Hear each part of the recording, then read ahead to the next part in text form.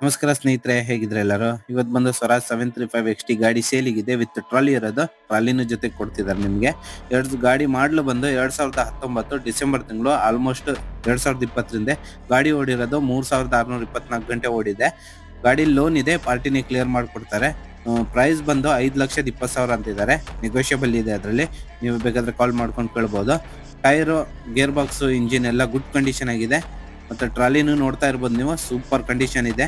ನೀವು ಹೆಚ್ಚಿನ ಮಾಹಿತಿಗಾಗಿ ಏನು ಕಾಣ್ತಾ ಇದೆ ಸ್ಕ್ರೀನಲ್ಲಿ ನಂಬರ್, ಅವ್ರಿಗೆ ಕಾಲ್ ಮಾಡಿ ನೀವು ಕೇಳ್ಕೋಬಹುದು. Thank you.